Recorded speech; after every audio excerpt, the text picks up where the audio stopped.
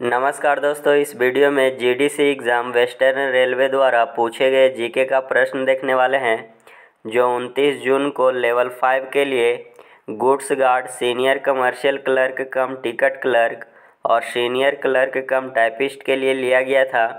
और इसमें टोटल 100 प्रश्न पूछे गए थे, जिसमें जनरल अवेयरनेस का 69 प्रश्न पूछा गया है और मैथ रीजनिंग से 31 प्रश्न पूछे गए थे।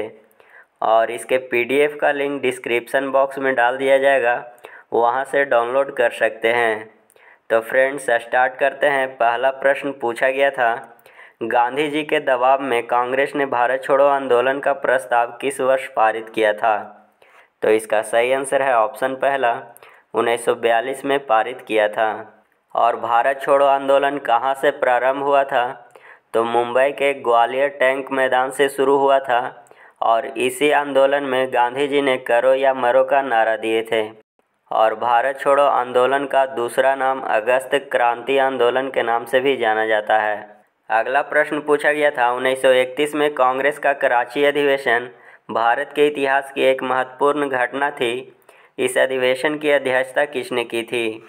तो इसका सही आंसर है ऑप्शन पहला, वल्लभ भाई पटेल द्वारा किया गया था।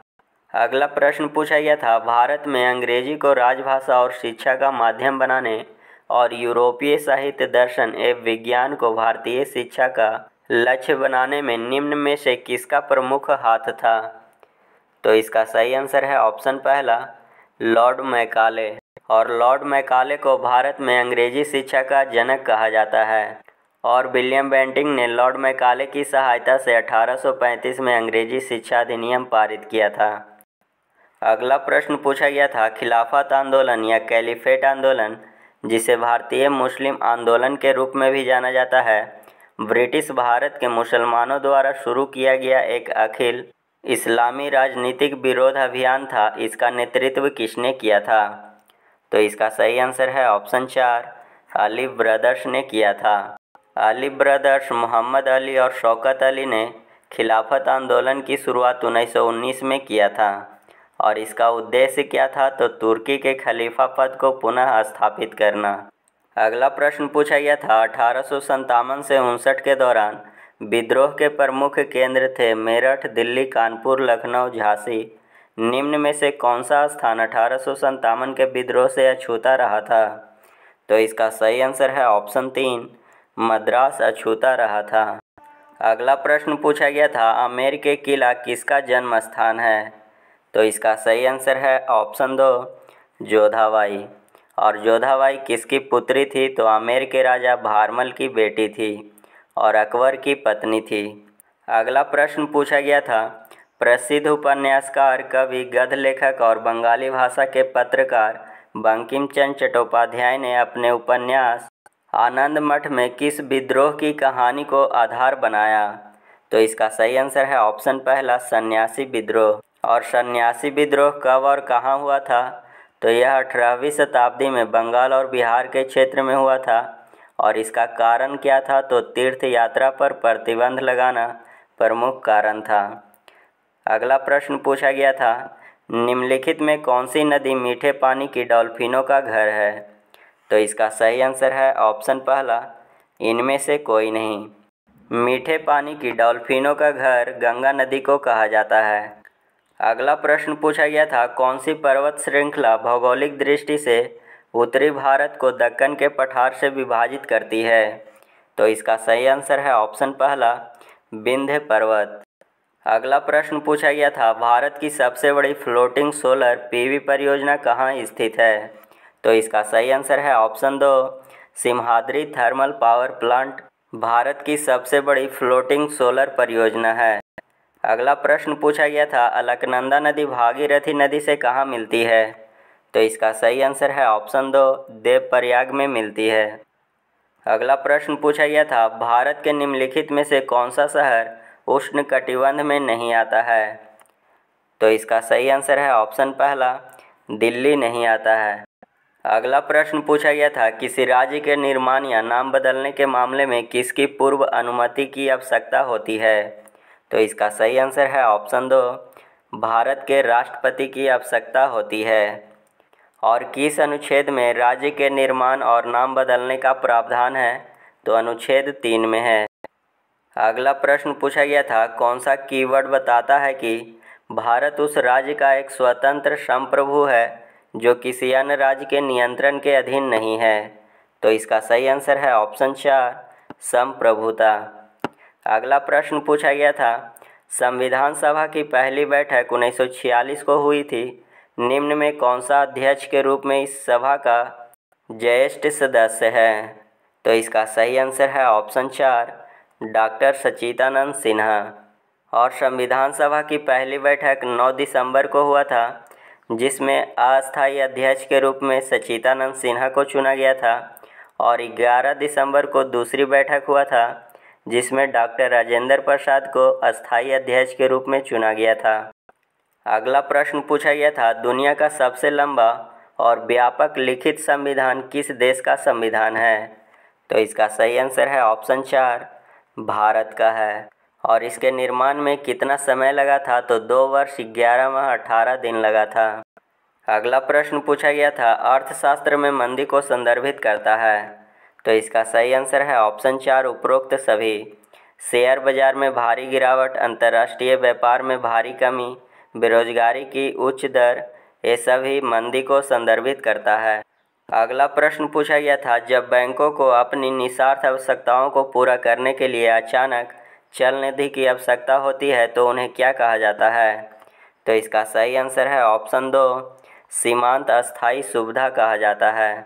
अगला प्रश्न पूछा गया था, राष्ट्रीय आय की गणना में मध्यवर्ती वस्तुओं को बाहर करने के पीछे क्या कारण है? तो इसका सही आंसर है ऑप्शन 4, दोहरे लेखाकरण से बचने के लिए।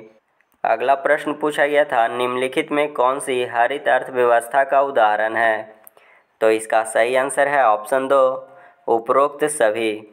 साइकिल का उपयोग करना, वनस्पति आधारित जीवन शैली, जैविक कृषि क्षेत्र, ये सभी हरित अर्थव्यवस्था का उदाहरण है। अगला प्रश्न पूछा गया था, एक आदर्श हृदय के पास है? तो इसका सही आंसर है ऑप्शन 3, 2 ऊपरी और 2 निचले चैम्बर। अगला प्रश्न पूछा गया था, ब्लैकफुट रोग एक विशिष्ट संवहनी रोग है जो लंबे समय तक संपर्क में रहने से जुड़ा है। तो इसका सही आंसर है ऑप्शन 4, अजैविक आर्सेनिक। अगला प्रश्न पूछा गया था, JWST मुख्य रूप से किस प्रकार की तरंगें प्रक्षेपित करेगा? तो इसका सही आंसर है ऑप्शन पहला, अवरक्त किरणें। JWST का फुल फॉर्म क्या होता है? तो जेम्स वेब स्पेस टेलीस्कोप होता है। अगला प्रश्न पूछा गया था, ऑक्सीजनिक जीव का प्रकाश संश्लेषक वर्णक में स्थित है? तो इसका सही आंसर है ऑप्शन 2, थाइलकॉइड मेम्ब्रेन। अगला प्रश्न पूछा गया था, निम्नलिखित में कौन सा एक चयापचय प्रक्रियाओं का सेट है जो बड़े अणुओं को तोड़ता है? तो इसका सही आंसर है ऑप्शन 4, अपचयन। अगला प्रश्न पूछा गया था, टाइफाइड बुखार एक जानलेवा बीमारी है जिसका कारण क्या है? तो इसका सही आंसर है ऑप्शन 2, साल्मोनेला टाइफी बैक्टीरिया। अगला प्रश्न पूछा गया था, निम्नलिखित में से कौन सा जल प्रदूषण का बायो इंडिकेटर नहीं है? तो इसका सही आंसर है ऑप्शन 4, स्टोन फाइल्स। अगला प्रश्न पूछा गया था, पर्यावरण पर सबसे अधिक प्रतिकूल प्रभाव डालने वाला अपशिष्ट कचरा है? तो इसका सही आंसर है ऑप्शन पहला, प्लास्टिक कचरा। अगला प्रश्न पूछा गया था, निम्नलिखित में से कौन सी एक बीमारी तब होती है जब एक व्यक्ति को पर्याप्त नियासिन नहीं मिलता है? तो इसका सही आंसर है ऑप्शन 3, पेलाग्रा। और नियासिन किसको कहते हैं? तो विटामिन B3 को कहा जाता है। अगला प्रश्न पूछा गया था, सिस्टम इन्फेक्टर्स का एक हिस्सा है? तो इसका सही आंसर है ऑप्शन 4, फाइल्स वायरस का एक हिस्सा है। अगला प्रश्न पूछा गया था, MS वर्ड में पोर्ट्रेट या लैंडस्केप डिस्प्ले सेट करने के लिए निम्नलिखित में से किसका उपयोग किया जाता है? तो इसका सही आंसर है ऑप्शन 3, ओरिएंटेशन का प्रयोग किया जाता है। अगला प्रश्न पूछा गया था, निमाड़ उत्सव किस राज्य में मनाया जाता है? तो इसका सही आंसर है ऑप्शन 4, मध्य प्रदेश में मनाया जाता है। अगला प्रश्न पूछा गया था, बिहू उत्सव में किया जाने वाला प्रसिद्ध लोक संगीत बिहू गीत का संबंध किससे है? तो इसका सही आंसर है ऑप्शन 4 असम से है। अगला प्रश्न पूछा गया था, निम्नलिखित में कौन पंजाब का हथियार आधारित भारतीय मार्शल आर्ट रूप है? तो इसका सही आंसर है ऑप्शन 2 गतका। सिलंबम तमिलनाडु का मार्शल आर्ट है और कलरीपयट केरल का मार्शल आर्ट है। अगला प्रश्न पूछा गया था, दंत कथाओं के पंचतंत्र संग्रह के लेखक कौन थे? तो इसका सही आंसर है ऑप्शन 2 विष्णु शर्मन। अगला प्रश्न पूछा गया था, निम्नलिखित में कौन सा एक उपन्यास शरत चंद्र चट्टोपाध्याय द्वारा लिखित एक बंगाली भाषा का रोमांस है? तो इसका सही आंसर है ऑप्शन पहला देवदास। अगला प्रश्न पूछा गया था, निम्नलिखित में कौन सी सत्यजीत रे की साहित्यिक कृति है? तो इसका सही आंसर है ऑप्शन पहला उपरोक्त सभी। आवर फिल्म, देयर फिल्म, एकेई बोले शूटिंग और विषय चलचित्र सभी सत्यजीत रे की साहित्यिक कृति है। अगला प्रश्न पूछा गया था, विंग्स ऑफ फायर पुस्तक के लेखक कौन है? तो इसका सही आंसर है option 4 doctor APJ Abdul Kalam wings of fire के लेखक हैं। अगला प्रश्न पूछा गया था, अंतर्राष्ट्रीय मंचों के संदर्भ में ब्रिक का अर्थ है? तो इसका सही आंसर है ऑप्शन 4 ब्राज़ील, रूस, भारत और चीन। जब ब्रिक का स्थापना हुआ था तो 4 सदस्य देश थे और बाद में साउथ अफ्रीका को जुड़ने के बाद इसमें 5 सदस्य देश हो गए। और 2023 में ब्रिक्स का मेज़बानी कौन करेगा? तो साउथ अफ्रीका करेगा।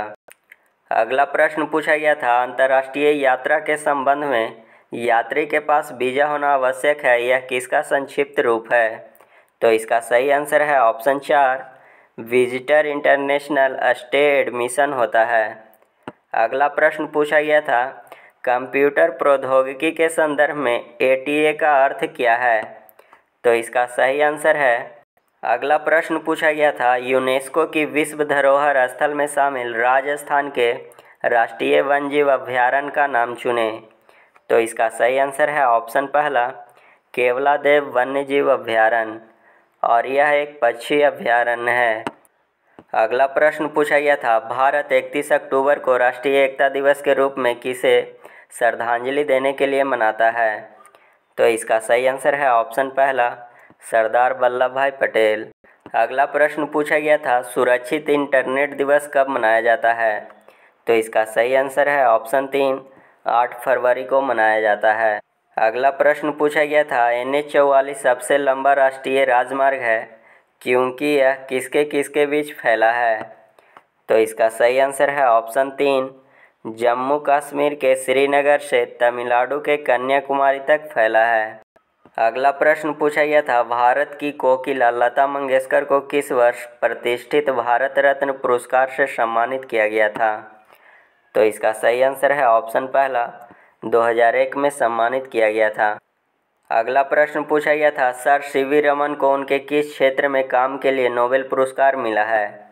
तो इसका सही आंसर है ऑप्शन पहला प्रकाश बिखराव प्रकीर्णन के क्षेत्र में 1930 में भौतिकी के लिए दिया गया था और इन्हीं के याद में 28 फरवरी को राष्ट्रीय विज्ञान दिवस मनाया जाता है। अगला प्रश्न पूछा गया था, हेली राष्ट्रीय उद्यान भारत का सबसे पुराना राष्ट्रीय उद्यान है, बाद में इसका नाम बदलकर क्या कर दिया गया? तो इसका सही आंसर है ऑप्शन 2 जिम कॉर्बेट राष्ट्रीय उद्यान।